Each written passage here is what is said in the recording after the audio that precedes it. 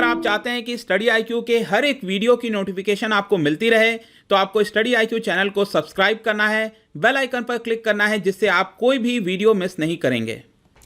नमस्कार दोस्तों आप में से जितने लोग इंडियन एक्सप्रेस न्यूज़पेपर पढ़ते होंगे तो आई एम श्योर कि आपने 2 दिन पहले फ्रंट पेज पर ये एक पर्टिकुलर हेडलाइन देखी होगी और ये था basically electricity to inter state transport faster growth pickup where covid control better.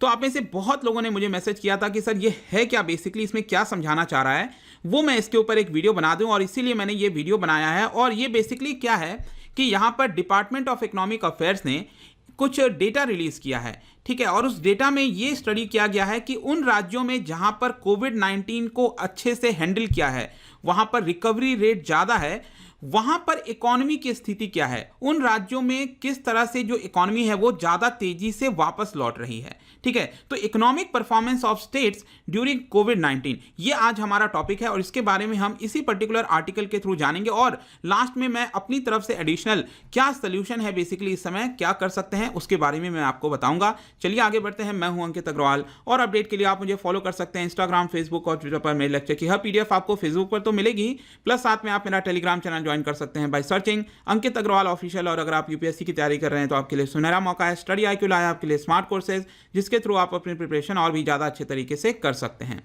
तो सबसे पहले मैं आपको बताऊं तो जैसा कि डिपार्टमेंट ऑफ इकोनॉमिक अफेयर्स जो कि मिनिस्ट्री ऑफ फाइनेंस में आता है, उन्होंने एक हीट मैप तैयार किया है based on state wise covid data. अभी आप सोच रहे होगे हीट मैप क्या होता है। आई एम श्योर कि आप सब ने ये चीज़ डेफिनेटली देखी होगी, किसी ना किसी प्रकार के आपने डेटा देखे होंगे जिसमें ये जो कलर कोडेड चीज़ें होती हैं ना, मतलब कि रेड से लेकर ग्रीन की तरफ जाते हैं, इसका मतलब बेटर हो रहा है। इस तरह की जो चीज़ें होती हैं जब एक डेटा के फॉर्म में इसको दिखाया जाता है, मैप के फॉर्म में दिखाया जाता है, इसी को हीट मैप कहते हैं बेसिकली। तो यहाँ पर डिपार्टमेंट ऑफ इकोनॉमिक अफेयर्स ने क्या किया है कि जो स्टेट वाइज कोविड-19 का डेटा है उसको कलेक्ट करके ये एक हीट मैप प्रिपेयर किया है। और यहाँ पर क्या बेसिकली बताया गया है, इकोनॉमिक इंडिकेटर्स इंक्लूडिंग, मतलब कि उन राज्यों में इलेक्ट्रिसिटी की कंजम्पशन क्या है, ई वे बिल जनरेशन का क्या है, मनरेगा का वर्क क्रिएशन कैसा हो रहा है, इन सभी चीज़ों के बारे में बताया गया और उसको रिलेट किया गया है कि वहाँ पर जो कोविड-19 के केसेस हैं, वहाँ पर रिकवरीज हैं वो कैसी हैं और उसका डायरेक्ट इंपैक्ट हमारे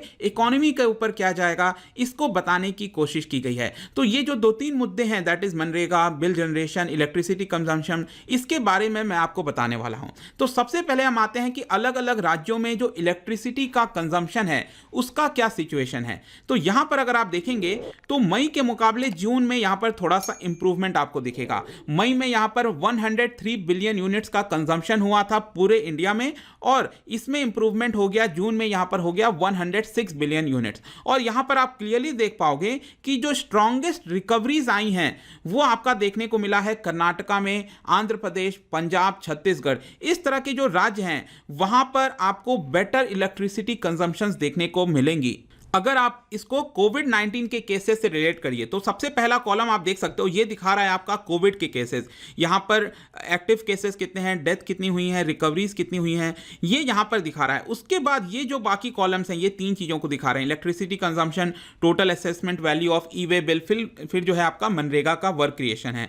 तो यहाँ पर आप उसके अकॉर्डिंगली अगर आप देखोगे तो आपको नंबर्स दिख रहे होंगे। तो नंबर्स बेसिकली क्या दिखा रहे हैं, मई और जून में यहाँ पर इलेक्ट्रिसिटी का कंजम्पशन क्या हुआ। लेकिन ध्यान रखिएगा ये जो आप कलर्स देख रहे हो ना, ये कलर्स दिखा रहा है कि पिछले साल उस महीने में, मतलब कि मई के महीने में 2019 में मई के महीने में इलेक्ट्रिसिटी कंजम्पशन कितना हुआ था और उसके हिसाब से यहां पर कितना इंप्रूवमेंट हुआ है, वो कलर के फॉर्म में बेसिकली आपका दिखा रहा है, ठीक है। अगर आप यहां पर ध्यान से देखेंगे आपको दिख रहा होगा डिटोरिएशन, फिर यहां पर ग्रीन कलर में जैसे जैसे होता जाएगा इसका मतलब इंप्रूवमेंट हो रहा है, ठीक है। तो इलेक्ट्रिसिटी कंजम्पशन के मामले में यहां पर कर्नाटका, आंध्र प्रदेश, पंजाब, छत्तीसगढ़ ये ज़्यादा बेटर परफॉर्म किए हैं क्योंकि यहां पर आपको बेटर जो रिकवरी के केसेस हैं वो अच्छे देखने को मिलेंगे। आप देख सकते हो कर्नाटका हो गया, वहाँ पर रिकवरी के केसेस बेटर हो रहे हैं, ठीक है। महाराष्ट्र के मुकाबले आपको पता ही होगा कि मई, जून, जुलाई वहाँ पर महाराष्ट्र में बहुत सारे केसेस बढ़े थे, ऑल्दो अब यहाँ पर डिक्रीज हो रहे हैं। तो आगे का हमें डेटा नहीं पता, लेकिन जून जुलाई तक का ये डेटा है बेसिकली, उसके हिसाब से आप देख सकते हो। अब मैं आता हूँ कि ई वे बिल जनरेशन। देखिए ई वे बिल जनरेशन ये एक बहुत ही बड़ा इंडिकेटर होता है। इंडिकेटर कैसे होता है, सपोज मैं कहता हूँ कि आप महाराष्ट्र में कोई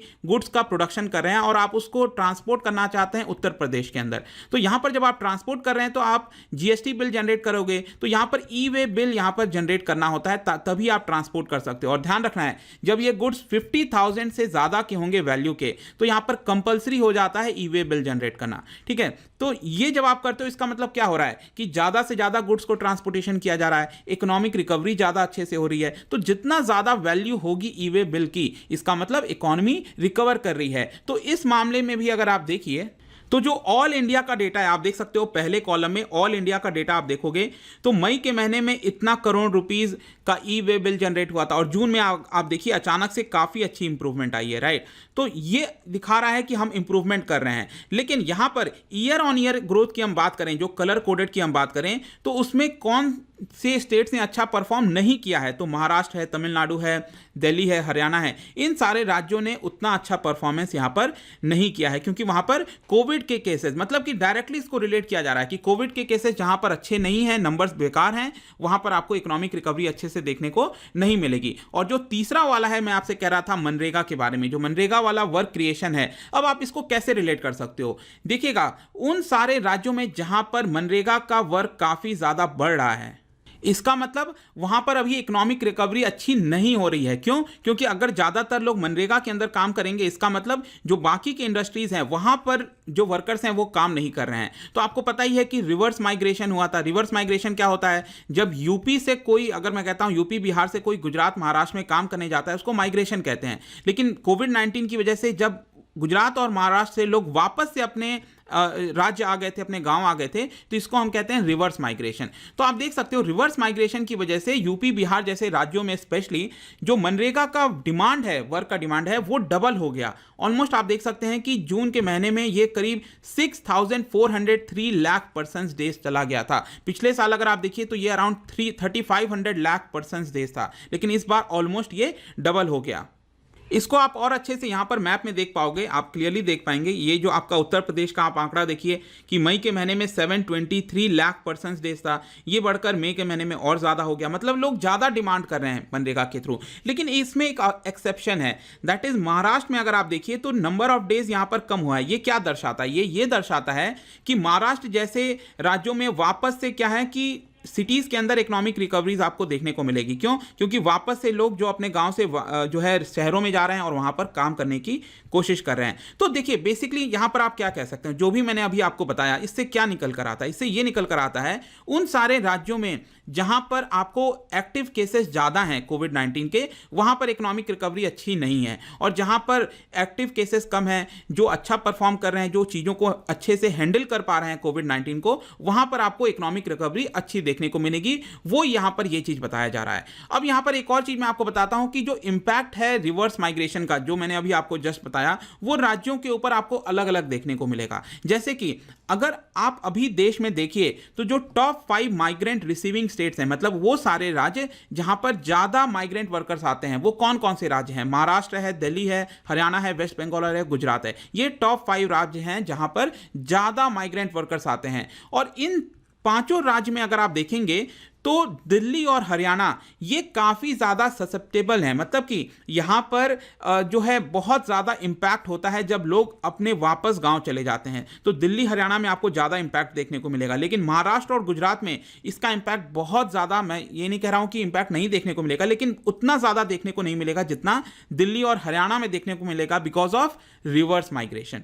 ठीक है, तो यहाँ तक हमने इसकी चर्चा कर ली। और ये जो आर्टिकल था इंडियन एक्सप्रेस का, यहाँ पर एक और चीज़ बताया गया है, जरूरी नहीं है कि आप सभी चीज को कोविड-19 और इकोनॉमिक रिकवरी को हर चीज में आप रिलेट कर सकते हो। कुछ चीजें ऐसी भी होती हैं जो कि आउटलायर्स हैं, मतलब कि वो उससे रिलेट नहीं खा रही हैं, जैसे कि जीएसटी कलेक्शन हो गया, व्हीकल का रजिस्ट्रेशन हो गया। तो यहां पर नंबर्स इंक्रीज देखने को मिले हैं उन राज्यों में भी जहां पर कोविड-19 के केसेस अभी भी ज्यादा हैं। ठीक है, तो ये कुछ एक्सेप्शंस की बात कही गई थी, ये वाला जो आर्टिकल था इंडियन एक्सप्रेस का, जो मैंने आपको बताया। अब लास्ट में जाने से पहले मैं आपको कुछ सोल्यूशन के बारे में भी बता देता हूं।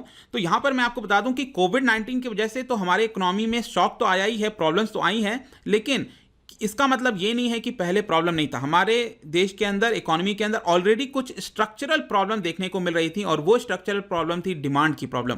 पहले भी हमने कई सारे वीडियोस किए हैं जिसमें पहले भी बताया है कि डिमांड की प्रॉब्लम इस समय देश में सबसे ज़्यादा है, और पिछले कई महीनों से यहाँ पर स्पेशली कोविड-19 के आने की वजह से कई लोगों की नौकरियाँ गई हैं, जो इनकम कम है, इनकम जो है वो कोलैप्स हुआ है, तेज़ी से गिरा है, जिसकी वजह से क्या होगा, नौकरी नहीं रहेगी, इनकम कम होगा तो डिमांड में आपको प्रॉब्लम आएगी। तो यहाँ पर डिमांड को कैसे बढ़ाया जा सकता है? तो यहां पर यह कहना है कि हमें जो बॉटम ऑफ पिरामिड में लोग रहते हैं, मतलब कि ये पिरामिड है, आप देखिए यहां पर आपको पता ही है कि अभी भी हमारी बड़ी जनसंख्या है जो कि जिनकी इनकम बहुत ज़्यादा अच्छी नहीं है। तो ये आप कह सकते हो ये वाला जो पूरा एरिया है बॉटम ऑफ पिरामिड, यहां पर जो लोग रह रहे हैं उनकी इनकम अच्छी नहीं है।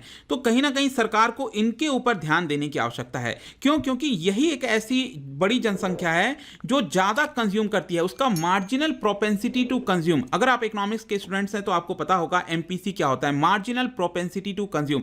फॉर सपोज मैं कहता हूं कि एक अमीर आदमी है, एक मतलब कि एक रिच पर्सन है, अगर वो 100 रुपये कमाता है, ठीक है, और एक पुअर पर्सन है, गरीब आदमी है, जो वो भी 100 रुपये कमाता है, ठीक है, फॉर एग्जांपल मैं कह रहा हूं, तो जब ये रिच पर्सन 100 रुपये एक्स्ट्रा कमाएगा तो वो इसमें से हो सकता है 50 रुपीज़ खर्च करेगा और 50 सेव करेगा। लेकिन एक पुअर पर्सन जब 100 रुपये एक्स्ट्रा कमाएगा तो वो हो सकता है 80 रुपीज़ खर्च करेगा और 20 ही सेव कर पाएगा, क्योंकि उसको अभी अपना स्टैंडर्ड ऑफ लिविंग जो है थोड़ा बढ़ाना है। तो यहाँ पर क्या होगा कि अगर हम बॉटम ऑफ पिरामिड को, ये जो पुअर पर्सन है उसकी थोड़ी इनकम को और थोड़ा तेज करेंगे तो यहाँ पर डिमांड हमारा अच्छे से इंक्रीज हो सकता है। आ रहा है समझ में? मतलब कि हमें इसके ऊपर ध्यान देने की आवश्यकता है इस समय सरकार को, ताकि डिमांड जो है वापस से आ सके। और आपको पता ही है कि जो बॉटम ऑफ पिरामिड में लोग रहते हैं वो डायरेक्टली आपका इनफॉर्मल सेक्टर से रिलेटेड है। तो इसका मतलब क्या हुआ, सरकार को इनफॉर्मल सेक्टर पर ज्यादा ध्यान देने की आवश्यकता है। आई एम श्योर कि सरकार काफी सारे कदम भी उठाई है जहां पर इनफॉर्मल सेक्टर को ध्यान दिया जा रहा है, लेकिन फर्दर चीजों को फोकस करने की आवश्यकता है। और दूसरा एक और वे हो सकता है, यहां पर सरकार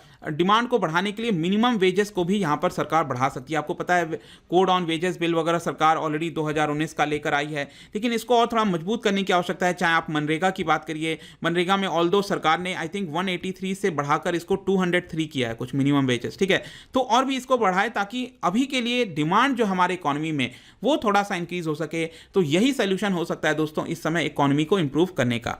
तो आई होप कि ये जो वीडियो था regarding economic performance state wise और कुछ सोल्यूशन की जो हमने बात की, वो यहाँ पर आपको कुछ जानने को मिला होगा। अगर आप मुझसे इकोनॉमी पढ़ना चाहते हैं, कोई भी कोर्स परचेज करना चाहते हैं, आप स्टडी IQ ऐप पर जा सकते हैं। किसी भी इंक्वायरी के लिए आप मुझसे डायरेक्टली इंस्टाग्राम पर जुड़िए, यहाँ पर मैं डेली एक MCQ डालता हूँ, आप स्टोरीज में जाकर प्ले कर सकते हो। मिलता हूँ आपसे next time, till then thank you very much, see you soon.